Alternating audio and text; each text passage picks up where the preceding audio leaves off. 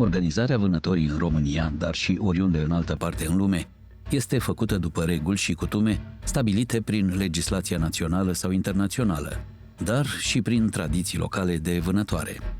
Cum publicul nostru este deja familiarizat, exemplele de bune practici din alte zone ale lumii își găsesc mereu reflectarea în acest program. Astăzi ne vom concentra în exclusivitate pe explicarea legăturii directe și puternice care există între vânătoare și conservare, pentru a putea înțelege că atunci când afirmăm că vânătoarea este conservare, nu rostim doar o lozincă, ci afirmăm un mare adevăr. Cum în acest domeniu nu este loc de erori, vânătorii profesioniști din Africa de Sud iau totul foarte în serios. Vă propunem așadar să plecăm de la cazul concret al conservării prin vânătoare a populațiilor de rinocer alb din Africa de Sud.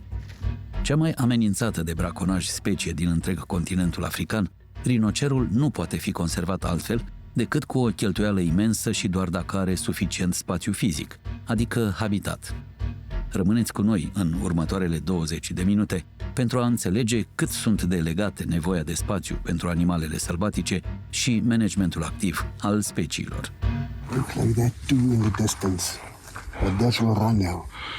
Aia din spate, aia. O să vedem dacă aia din spate stau. Nu, aia. That is big bulls, that is very big bulls. Asta este un taur foarte mare. So the bulls in the category is there on the other side and there in front is also some. Zice că mai e unul de altă categorie, mai în față, mai așa și unul în partea stângă. Dar acum mergem și încercăm să îi facem să nu fugă. The category of this, that is very big bulls. It is much bigger than the category we're looking at. Zice că ăștia sunt mult mai mari decât categoria pe care o căutăm noi. Bun. Make himself comfortable and keep it. Când vrei, poți să tragi. Reload. Așteaptă. Încă o dată.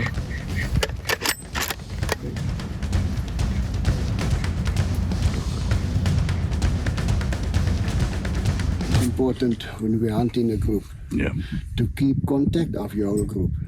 For sure. You know, you are so focused on your animal and on the big five, especially when we hunt big game, that we always have contact with your whole group. It's easy for me to walk up front, when I'm 20 yards in front of you, but it is important always to remember. Keep contact with you. Zice că tot timpul să fim atenți la grup. grup. Just for the group. E pentru grupul nostru, asta e. I just talk between our PHs. Come! Hey! Come! Hai. Stai together. Hai să fim mai mari. Come, always go to the push, right? Hey! Come! Go! Hai.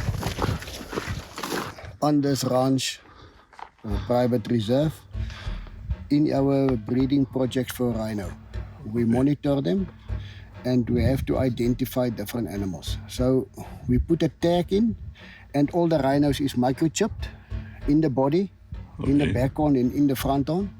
So it's the same serial of the tag.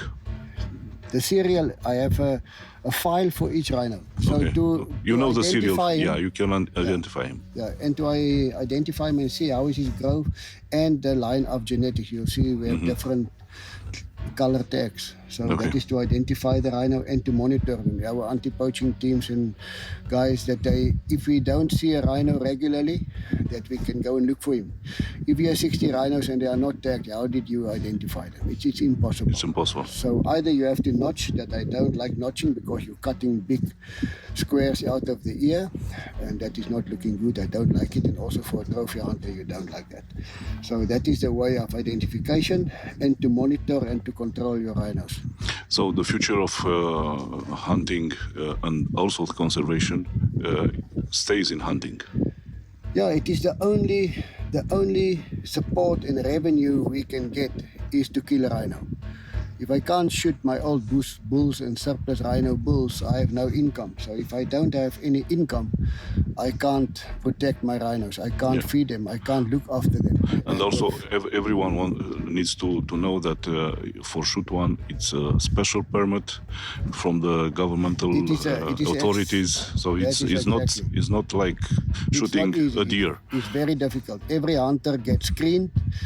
There's a big investigation on each rhino hunter when we apply for a permit. See, if he is a trophy hunter, did he hunt? If it is his passion, what is the mission of the hunt? If he to complete his big five, to put this rhino on a full mount at his home or in a museum or wherever the case should be. So that is the only payment for conservation, is to kill a rhino.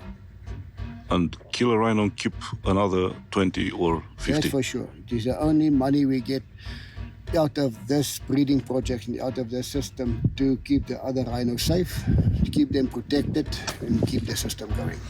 For our viewers in Wild Kingdom series, please tell us, what is your role here today? I'm from the Department of Environmental Affairs, and basically my role is here to oversee the hunt, because it's a legal requirement that a conservation official must be present, and I'm basically the guy that will do all the DNA sampling. I will take some hair samples. You have your tools here. My kits and everything here.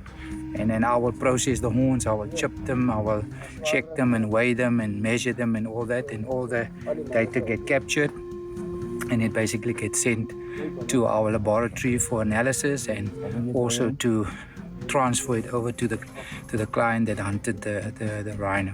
So what's your message for the people who thinks that hunting an animal is cruelty, regarding to the use of hunting an animal for the conservation?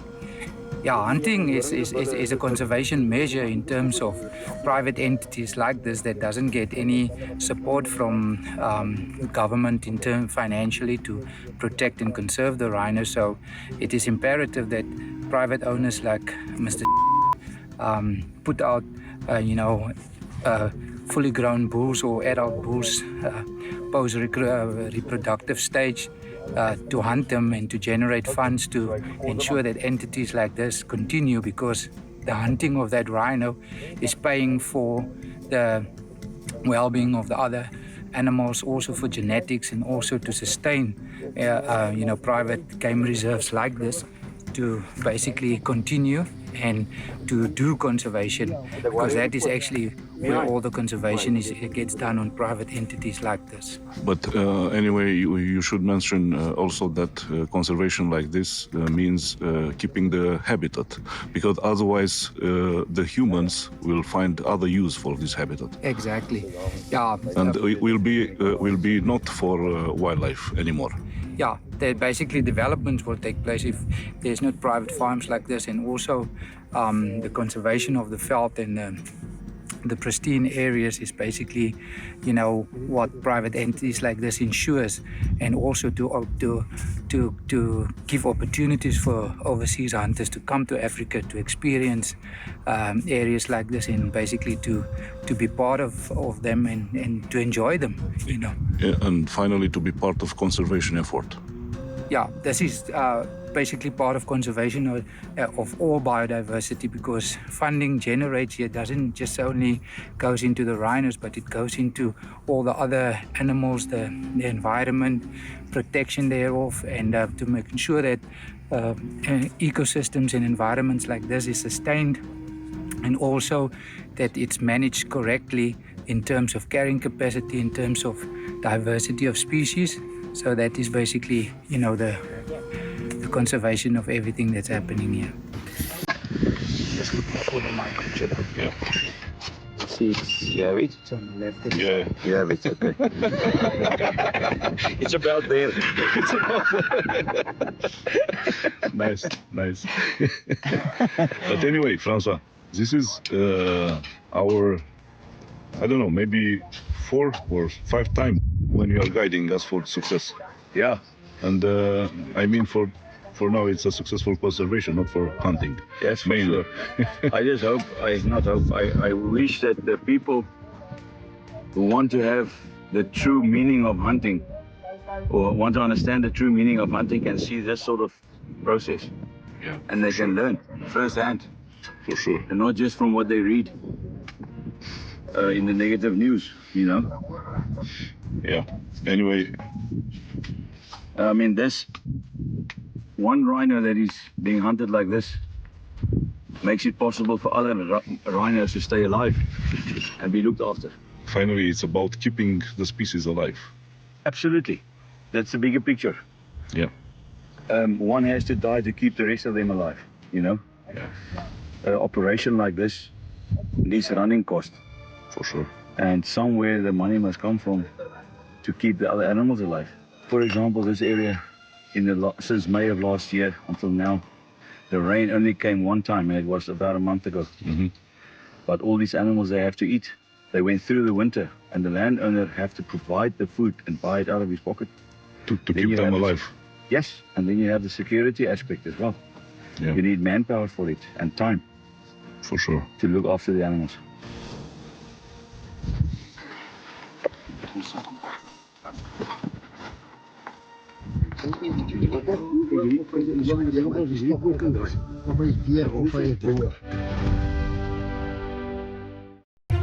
Explicațiile pe care vi le aducem ediție de ediție au rolul de a vă familiariza cu nevoile reale ale naturii, în contextul în care există prea puține soluții alternative la vânătoare pentru conservarea reală a speciilor la nivel mondial. Vă reamintim că cel mai recent studiu privind volumele biomasei la nivel global, publicate în octombrie 2021, relevă un fapt îngrijorător: scăderea extremă a biomasei animalelor sălbatice terestre în favoarea omului și a animalelor domestice. În imagine, cu verde, vedeți cât a scăzut comparativ între anul 1900 și anul 2000 biomasa totală terestră sălbatică. Este de înțeles în acest context cât de importantă devine vânătoarea în momentul de față pentru reechilibrarea raportului dimensiunilor habitatelor animalelor sălbatice cu habitatele antropizate. O lecție simplă și utilă în minutele următoare. Hi, I am Jens.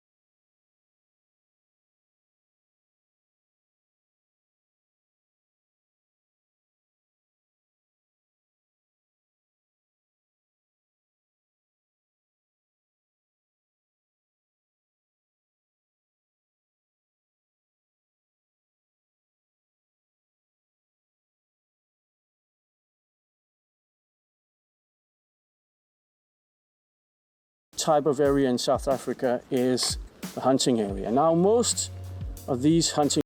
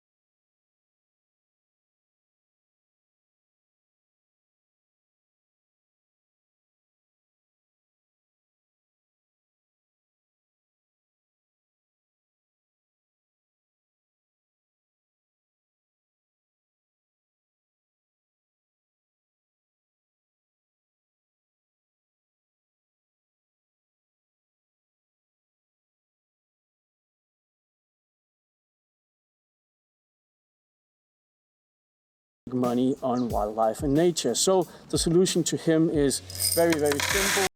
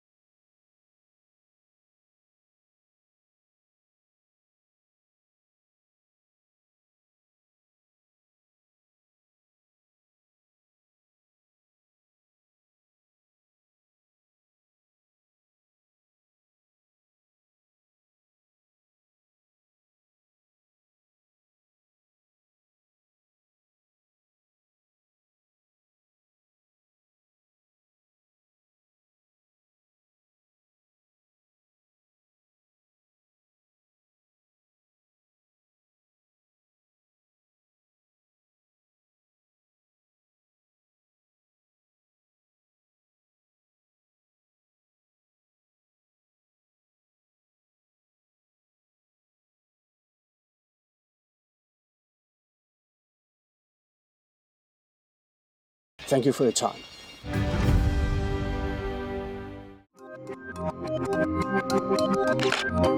Lumea insectelor de astăzi este corelată și cu data la care este difuzată în premieră această emisiune, deoarece acum este momentul lor. Greierii, lăcustele, coropișnițele, toate membre ale ordinului săritoarelor, sunt acum întâlnite pe toate câmpurile, dar și în multe dintre grădinile noastre.